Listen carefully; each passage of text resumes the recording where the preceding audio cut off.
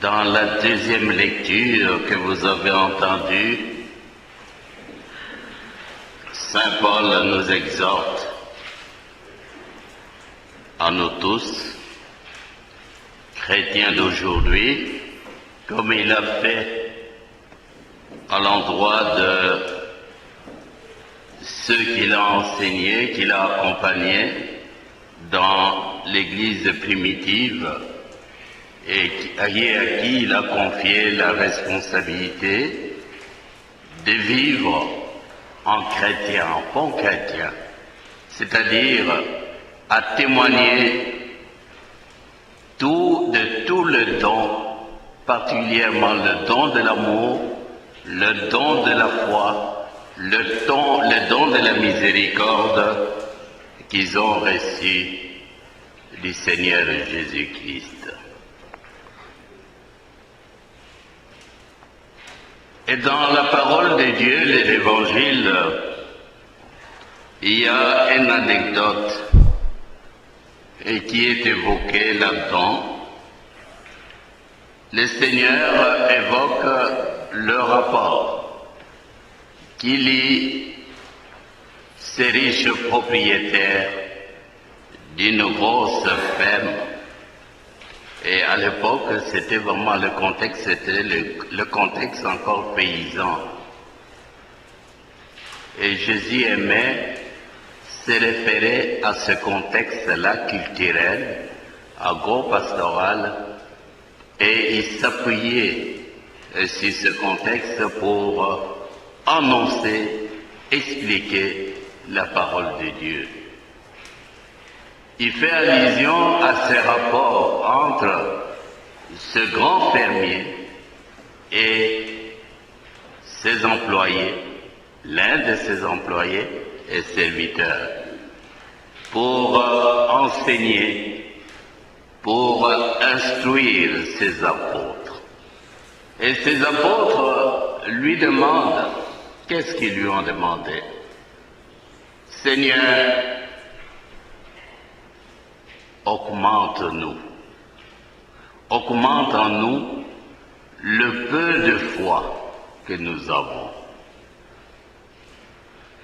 Et Jésus profite, saisit cette occasion de leur demande pour leur parler d'une de ces réalités, d'un de ce don que le Seigneur nous accorde si généreusement, la foi. Et il leur dit au sujet de la foi, chers amis, il n'y a rien qui soit plus puissante que la foi, ce don que vous avez reçu. Si vous aviez la foi aussi grosse qu'une graine de moutarde, c'est-à-dire la foi vraiment fidèle au Seigneur, en suivant sa volonté, vous pouvez dire à cet arbre de se déplacer et d'aller se planter en mer et vous obéir. Voilà ce qu'il leur enseigne.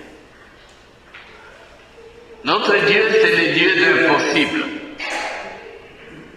Et des exemples sont légion dans la vie des gens, ceux qui ont pu vivre ces expériences dans leur vie peuvent en témoigner. Il y a des gens qui sont attachés à leur foi, à leur pratique. Ce n'est pas parce qu'ils veulent, ils sont attachés à une valeur ou à une tradition quelconque. C'est parce qu'ils ont expérimenté ça dans leur vie. Un jour, j'ai eu à échanger avec une des mamans de notre communauté qui fait son possible.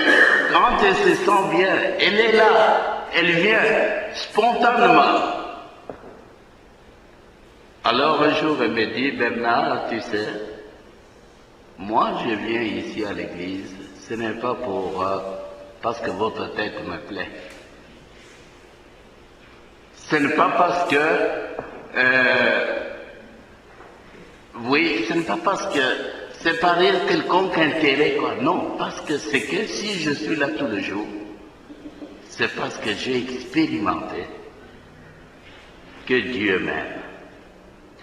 Et il m'a sauvé plusieurs fois. Et là, je me tais. Il m'a sauvé plusieurs fois. Il m'a témoigné de cet amour, de sa miséricorde, malgré ma fragilité. Je suis là.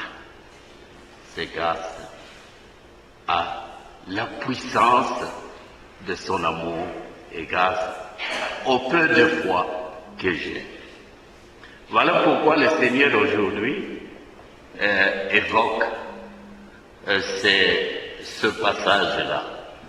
Et qu'est-ce qui est si caractéristique, si impressionnant dans le rapport du fermier, du riche fermier, à son serviteur. Et qu'est-ce que le Seigneur a dit? Il dit à ses apôtres, si vous avez bien compris, et si vous pouvez tirer de bonnes leçons de ce rapport, vous qui êtes mes apôtres, comprenez que vous êtes en même temps des guides, des vrais guides spirituels, mais aussi des gestionnaires des hommes, des conducteurs des hommes. Faites bien attention à la manière dont vous jouez votre rôle. Ce fermier, il joue souvent ce rôle de patron et qui pense que les serviteurs ne sont qu'à son service. C'est d'abord lui, ses intérêts qui comptent, il doit les servir. Mais dans une autre version de cet évangile, on dit le premier mot le premier mot qui était sorti du propriétaire, viens mon cher, tu viens de beaucoup travailler, repose-toi d'abord, avant de me servir. Faites bien attention à ça. Repose-toi. Un patron tout aussi humain, attentif aux besoins de ses employés, de ses serviteurs. Repose-toi.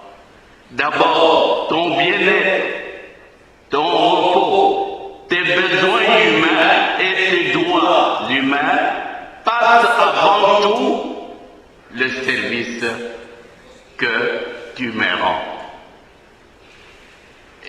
C'est quelque chose de noble chez ces propriétaires, ces grands employeurs.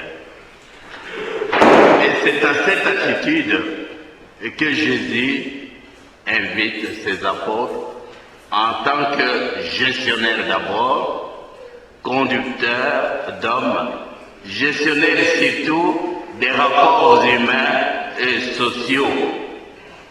Et dans un deuxième temps, bien sûr, cela n'explique pas que le serviteur exécute bien les ordres de son employeur, qu'il exécute bien correctement et qu'il soit à la hauteur du service qu'il doit rendre à son patron. Comme guide spirituel,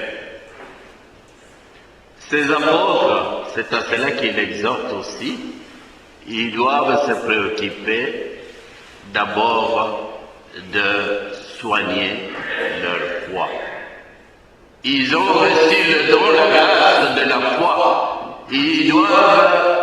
Ils sont appelés à témoigner dans toutes les circonstances de cette foi, de cet amour qu'ils portent en eux-mêmes. C'est alors qu'ils sont capables de choses très grandioses. Ils deviennent capables de produire ce que vous appelez habituellement des miracles. Voilà les deux enseignements que nous pouvons retirer de l'évangile de ce matin.